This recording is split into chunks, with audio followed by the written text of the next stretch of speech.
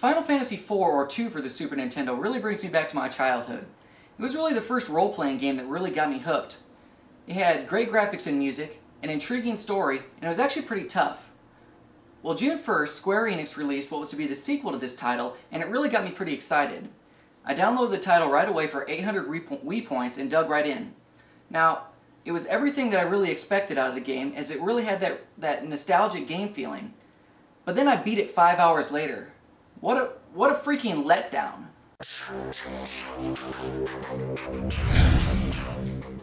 Okay, it's been a few hours since I completed the game.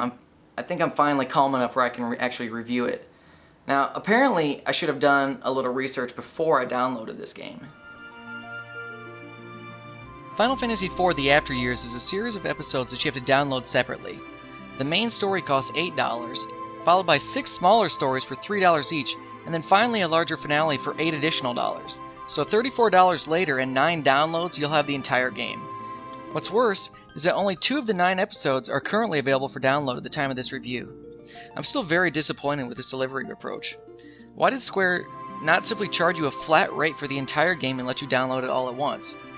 I probably would have paid full price for the game if it were available all at once, but now I'm likely to forget about the new episodes coming out and skip it entirely.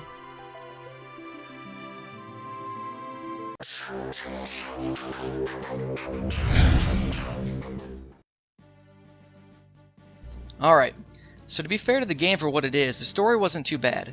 First of all, each of the 9 downloadable episodes follow one of the primary characters from the original Final Fantasy IV. The initial download follows Theodore, son of Cecil the Paladin. Following his father's footsteps, the story begins with Theodore preparing to begin his initiation into the Red Wings. Flying home after his initiation, his airship is attacked and we find that his hometown Baron is being assaulted. Without revealing too much, the basic plot of this episode is for Theodore and his party to determine why his hometown was attacked in the first place and what happened to his family. Along the way, he'll run into a cast of new and old characters, including favorites like Cain the Dragoon, Rosa the White Mage, and of course family friend Sid the Engineer.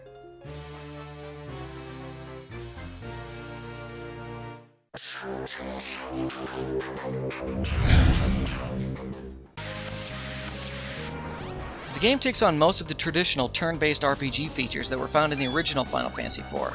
There are random encounters as usual, as well as the active time battle system, which shows timers next to each character in combat, letting you know how long it's going to be until their next turn to participate in combat.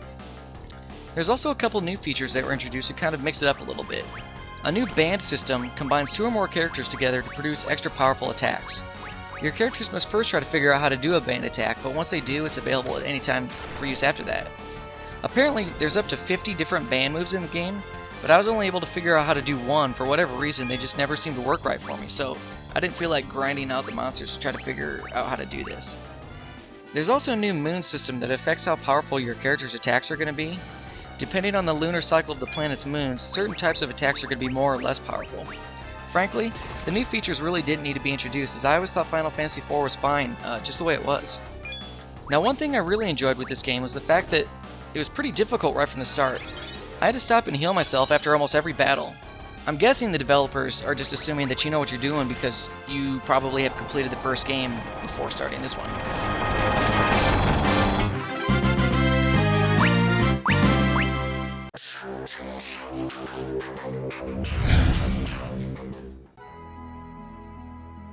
The graphics of Final Fantasy IV The After Years are just how they should be. Bright, vibrant 2D sprites on colorful backgrounds, just as I remember from back in the day. Now I know that the Nintendo DS has a 3D rewrite of this game, which I can appreciate, but the old school graphics really brought me back to my childhood, so I absolutely loved it. That being said, there were some graphical enhancements that were made to the Final Fantasy IV when it was remade for the Game Boy Advance. Those enhancements were also carried over to the After Years, bringing the graphical quality of the sprites up to par with those from Final Fantasy V or 3 for the Super Nintendo. The music is exactly the same as the original version of the game. Now, I haven't played the original for some 15 years or so, but while I was playing I found myself humming along to the tunes. It's fun how playing a game like this can trigger some of those old school memories.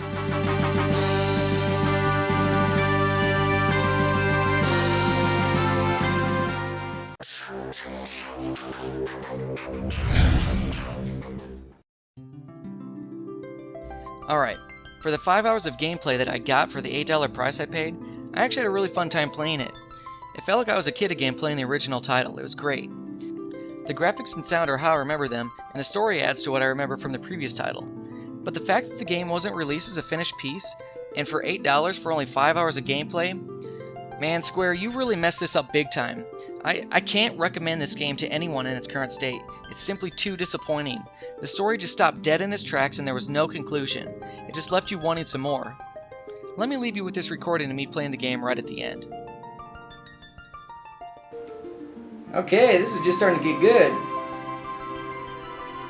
Game over?